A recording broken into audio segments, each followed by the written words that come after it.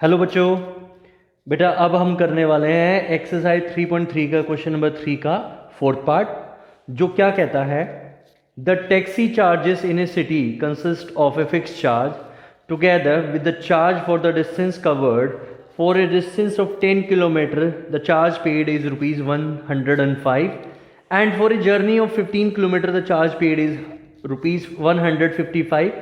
What are the fixed charges and the charges per kilometer? How much does a person have to pay for traveling a distance of 25 kilometre? तो देखिए क्या कहता है, एक जो taxi charge है एक सिटी में, उसमें फिक्स चार्ज और पर किलोमीटर डिस्टेंस चार्ज दोनों मिलाकर एक चार्ज लिया जाता है।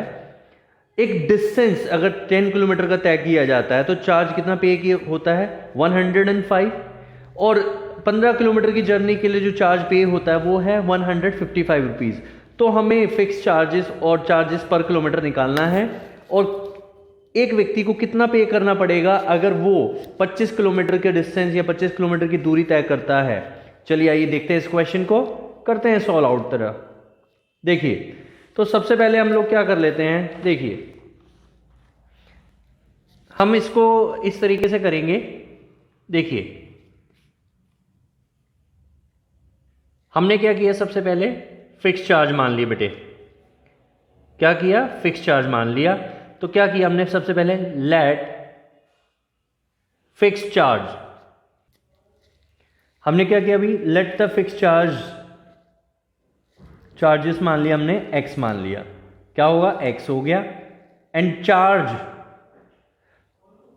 चार्ज फॉर पर किलोमीटर, वो उसको क्या मान लिया हमने, वाई मान लिया, ₹वाई। ठीक है जी, इसमें मान लिया ₹एक्स और इसमें मान लिया वाई। तो हमारा अकॉर्डिंग टू क्वेश्चन चलते हैं। तो फर्स्ट कंडीशन क्या है भाई, फर्स्ट कंडीशन क्या कह रही है हमारी कि भाई अगर चार्जेस क्या हैं 5 रुपीज़ है, 105 रुपीज़ है, जिसमें 10 किलोमीटर की डिस्टेंस होती है, तो क्या होगा। तो देखिए हमारा जो फिक्स चार्ज है वो इंक्लूडेड है, तो फिक्स चार्ज है एक्स प्लस पर किलोमीटर का डिस्टेंस, यानी डिस्टेंस कितना था 10 था, तो उसको क्या माना है वाई, यानी कि वाई किलोमीटर डिस्टेंस है। ठीक है, सॉरी 10 किलोमीटर डिस्टेंस है और वाई क्या है, पर किलोमीटर चार्जेस है। तो 10 किलोमीटर का चार्जेस कितना हो गया, 10 वाई हो जाएगा। तो भाई फिक्स चार्ज प्लस पर किलोमीटर का चार्जेस मिलाकर कितना हो गया, 105 दे रखा है। तो ये हो गया हमारा फर्स्ट केस। अब सेकंड कंडीशन देख लेते हैं बेटे।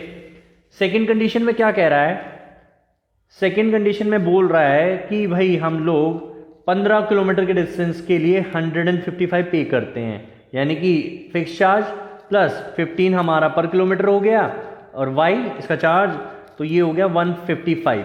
ये हो गई हमारी सेकंड इक्वेशन।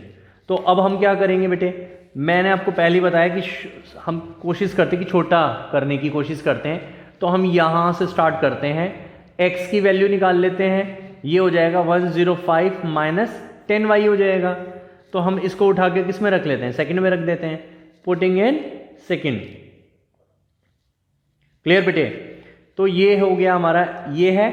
तो यहां पर x के प्लेस पर क्या रखेंगे हम लोग, 105 माइनस 10y रखेंगे प्लस 15y इक्वल टू हो गया 155। तो ये क्या होगा, 15 में से 10 जाएगा क्योंकि प्लस का संख्या बड़ी है और माइनस की छोटी है, तो इससे साइन प्लस का आएगा लेकिन माइनस होगा। 15 में से 10 गया तो 5y इक्वल टू हो गया 155, माइनस में क्या हो जाएगा बेटा 105, क्योंकि इस तरफ प्लस का था, साइड चेंज करोगे तो साइन चेंज हो जाता है।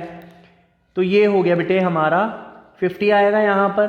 तो y की वैल्यू क्या आएगी बेटे, 50/5 यानी कि 10 हो गया।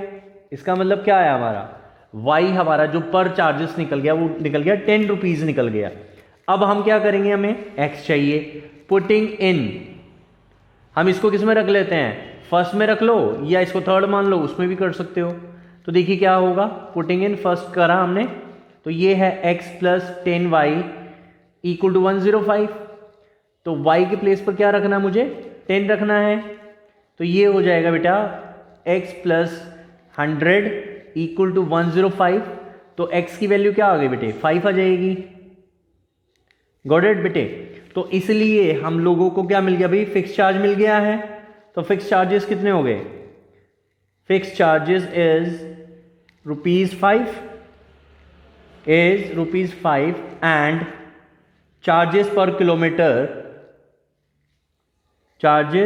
Kilometre is ₹10। ठीक है बेटे, आई होप आपको ये वाला पार्ट समझ आ गया होगा। अब इसके फोर्थ पार्ट पर चलते हैं बेटे। फोर्थ पार्ट देखते हैं क्या कहता है। ओके बेटे, तो फिफ्थ जो हमारा पार्ट है वो देख लेते हैं हम लोग। एक फ्रैक्शन बिकम्स 9/11। भाई एक फ्रैक्शन है जो क्या बन जाता है, 9/11 बन जाता है if 2 is added to both the numerator and denominator.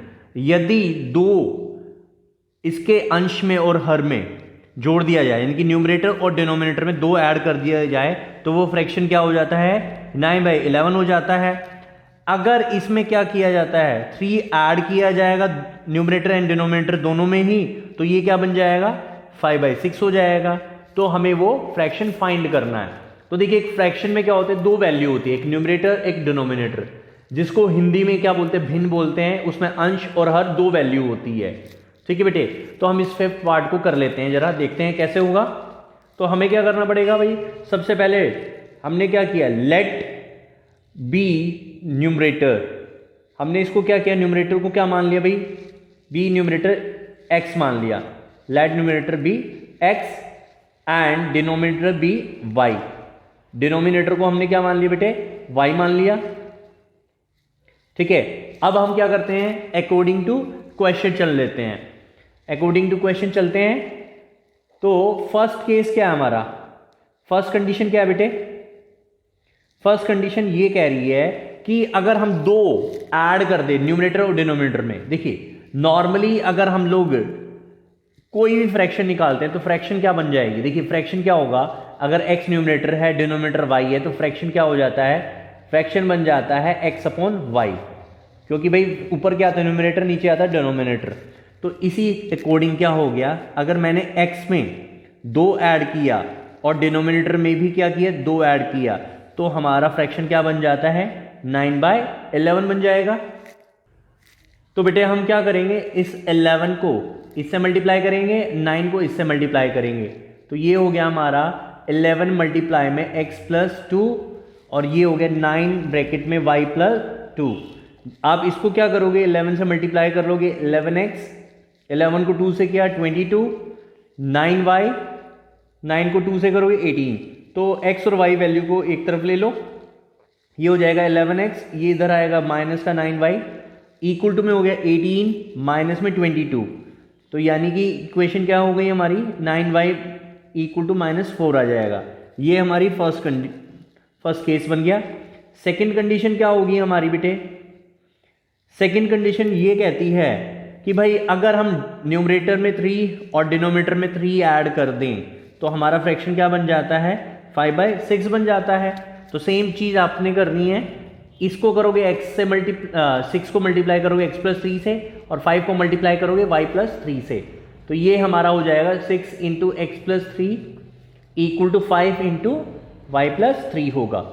जब आप क्या करोगे, इसको मल्टीप्लाई करते हो x से 6 को, तो 6x आएगा, 3 से मल्टीप्लाई करोगे तो 18 आ जाएगा। ऐसे ही यहाँ 5y+15 हो जाएगा।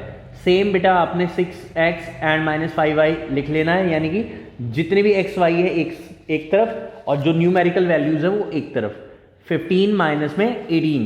तो ये हमारा क्या बन गया भाई, 6x - 5y इक्वल टू -3 हो गया। तो ये हो गई हमारी सेकंड इक्वेशन। अब इन दोनों इक्वेशन को क्या कर लो बेटा, सॉल्व कर लो सब्स्टिट्यूशन मेथड से। तो देखिए आपको हमेशा ट्राई करना है कि छोटी वाली वैल्यू को लो, ठीक है। तो आप किसी को भी ले सकते हो। तो मैंने क्या किया, लेट सपोज मैं यहाँ से x की वैल्यू निकाल लेता हूँ। तो ये हो जाएगा 6x बराबर -3 + 5y। तो x की वैल्यू होगी -3 + 5y अपॉन 6 हो जाएगी।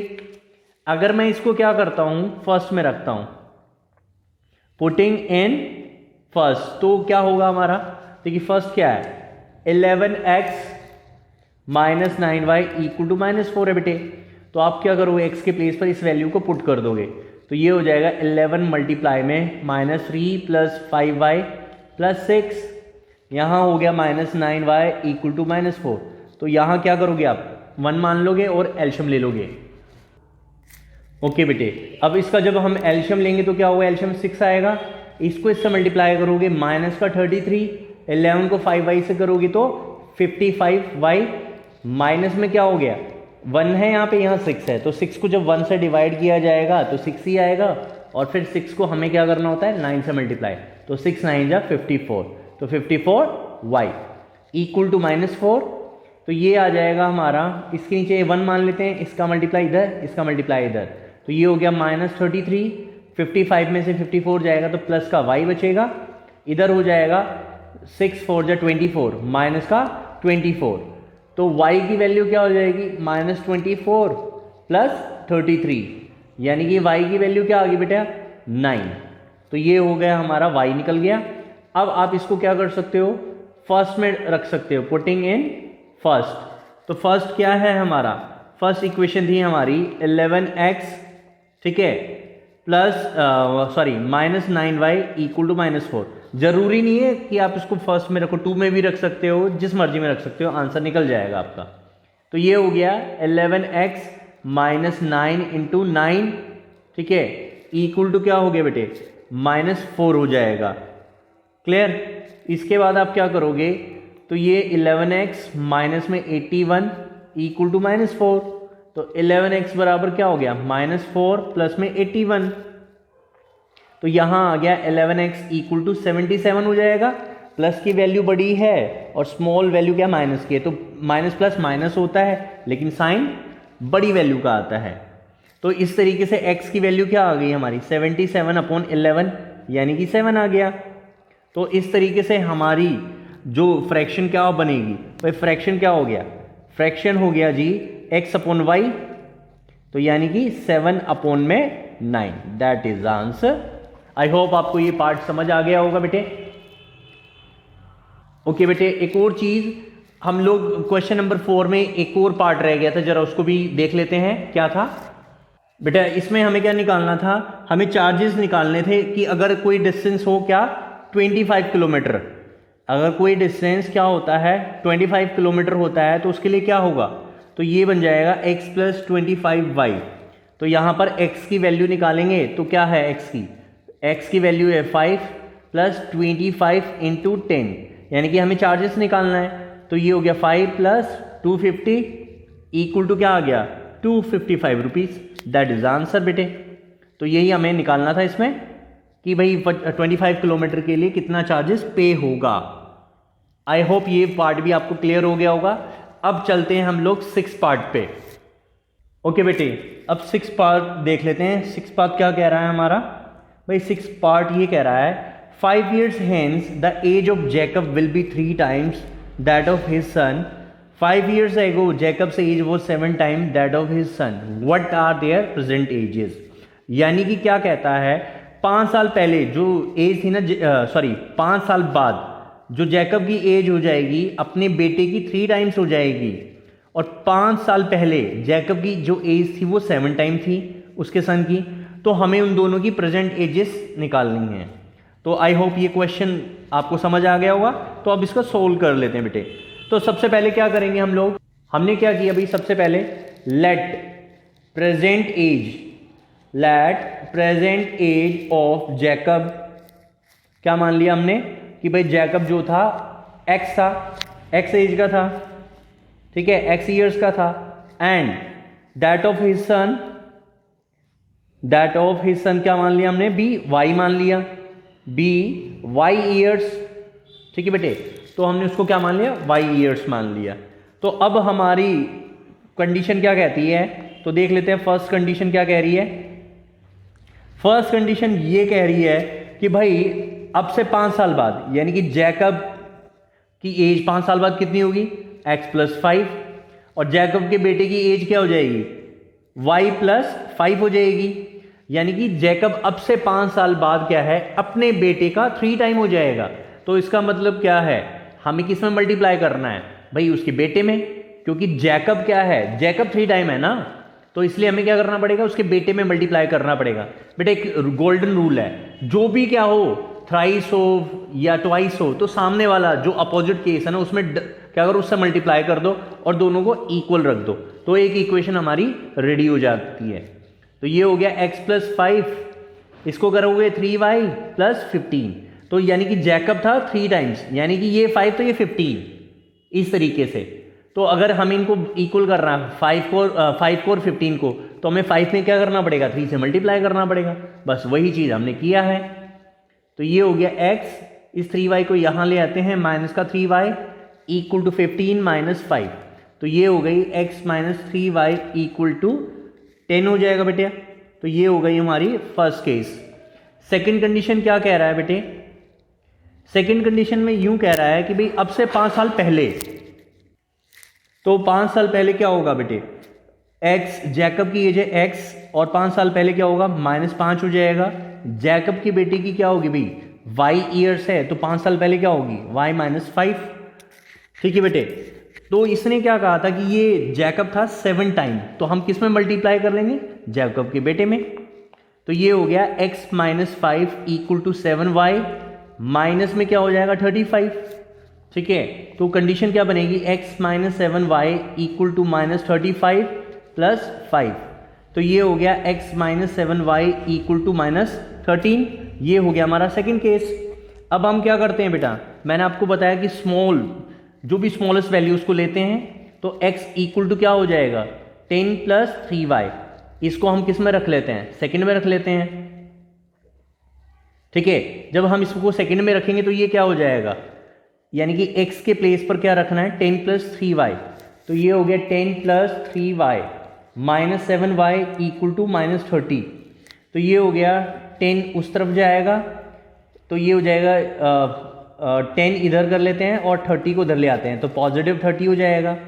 यहाँ पर प्लस वाली संख्या क्या है, माइनस है, सॉरी प्लस वाली संख्या छोटी है और माइनस वाली बड़ी है, तो उसको इधर ले जाते हैं, तो पॉजिटिव 7y माइनस का 3y, तो ये हो गया 40 इक्वल टू 4y, तो y की वैल्यू क्या आ गई बेटे 40/4 यानी कि 10, यानी कि ये हो गया 10। अब इसको हम कहाँ रख सकते हैं, पुटिंग इन फर्स्ट, ठीक है। तो यहाँ आ जाएगा बेटे हमारा x minus 3y equal to 10 में रख लेते हैं हम इस वैल्यू को, तो ये क्या हो जाएगी x माइनस 3y बराबर 10 था, ठीक है। अब हम y को रखते हैं तो क्या हो गया -3 मल्टीप्लाई 10 इक्वल टू 10, तो x माइनस 30 बराबर 10, तो x की वैल्यू क्या आ गई 10 प्लस 30 यानी कि 40। तो इस तरीके से जैकब की एज क्या हो जाएगी, जैकब भी, तो प्रेजेंट एज क्या होगी भी जैकब की, present age of Jacob, Jacob को माना था x, यानी कि ये क्या होगा 40 years, and that of his son कितना होगा, and his son is y था यानी कि 10 ईयर्स। आई होप बेटा ये क्वेश्चन आपको समझ आ गया होगा। तो अगर फिर भी कोई डाउट हो तो यू कैन कमेंट मी, मैं पूरी कोशिश करूँगा आपको इसको डिटेल में समझाने की, और ज़्यादा से ज़्यादा बेटा वीडियो को शेयर कीजिए, सब्सक्राइब कीजिए। अब नेक्स्ट वीडियो में मिलते हैं बेटे, थैंक यू।